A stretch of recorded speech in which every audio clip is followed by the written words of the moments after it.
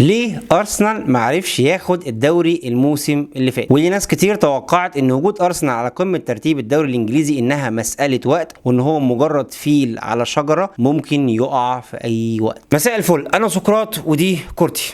سقوط ارسنال الموسم اللي فات بعد ما كان متصدر معظم وقت الموسم كان متوقع، لان الفريق ما عندوش العمق في التشكيل اللي يخليه يقدر ينافس لحد اخر نفس على الدوري. ده غير ان معدل الاعمار في الفريق ناقصه عنصر الخبره اللازم اللي بيقدر يحسم مواجهات كتير.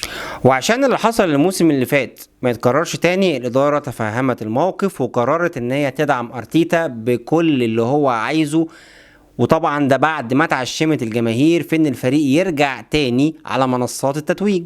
تعالوا نشوف ايه اللي ارسنال محتاجه عشان يقدر ينافس على الدوري في الموسم اللي جاي وما يبقاش مجرد فيل على شجره. نيجي لاول حاجه، مركز الظهير الايمن. بن وايت الموسم اللي فات حاول يتكيف على مركز الظهير الايمن، بس من الواضح ان هو ما قدرش يتكيف على المركز ده وكان بيعاني معظم اوقات الموسم. عشان كده ارسنال محتاج ظهير صريح، والاسم الاقرب للمركز ده هو الفرنسي ساشا بوي، صاحب ال 22 سنه اللي بيلعب في جالاتا سراي، وقيمه اللاعب على ترانسفير ماركت هي 16 مليون يورو. نيجي لمركز قلب الدفاع. في الموسم اللي فات لما ويليام صليبا اتصاب بانت عيوب كتيره جدا في الدفاع، والفريق ما كانش عنده بديل على نفس المستوى. لكن بعد التعاقد مع ظهير ايسر هيرجع تاني بن وايت في مركز قلب الدفاع، بس برضو الفريق هيكون محتاج قلب دفاع قوي يكون بديل لبن وايت او ويليام صليبا لو حد فيهم غاب او اتصاب. وفي الايام الاخيره نجح ارسنال في التعاقد مع تيمبر، مدافع اياكس امستردام. تيمبر هو يعتبر اهم موهبه دفاعيه في هولندا في الوقت الحالي. ارسنال قدر يخلص الصفقه دي مقابل 45 مليون يورو،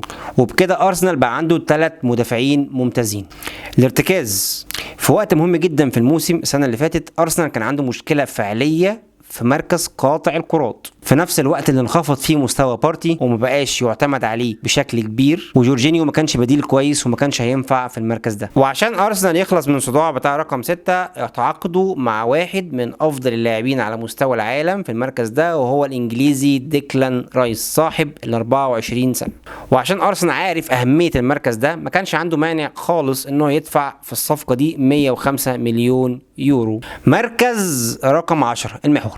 لو سالت اي حد مهتم بالفنيات وقلت له ايه هو مشكله ارسنال الموسم اللي فات، هيقول لك انه ما كانش عنده اللاعب المحور اللي بيعرف يدور الكوره ويربط ما بين خطوط الدفاع والهجوم، ويقدر ان هو يصنع الفرص الحقيقيه. عشان كده ارسنال محتاج فعلا المركز ده. مركز صانع الالعاب، مع قدوم كاي هافرتز مش هيلعب زي ما كان بيلعب في تشيلسي مهاجم، لا هيلعب في مركز صانع الالعاب وجناح ايسر. مركز الجناح الايمن، مفيش شك ان ساكا ضامن بنسبه 100% وجوده في المركز ده، بس اللي حصل الموسم اللي فات ان هو استهلك تماما، وفعلا بقى محتاج بديل معاه يسند في الاوقات الحرجه من الموسم. والاسم الاقرب لغايه دلوقتي هو الايفواري ويلفريد زاها اللي خلص عقده المفروض مع كريستال بالاس، بس المشكله ان اللاعب ده في كذا نادي بيتكلموا عليه، منهم طبعا انديه في السعوديه. والبديل الثاني اللي محطوط في الخطه هيكون اللاعب موسى ديابي من باير ليفركوزن في صفقه مش هتقل عن 60 مليون يورو.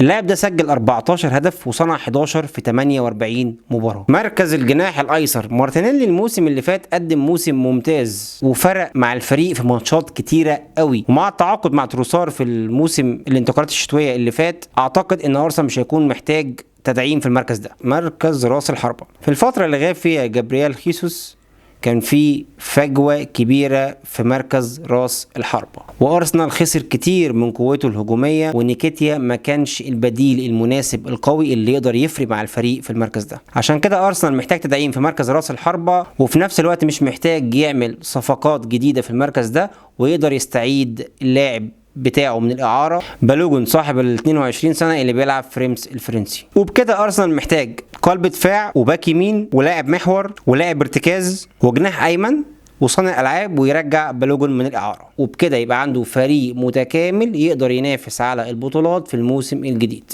وما يبقاش فيل على شجره.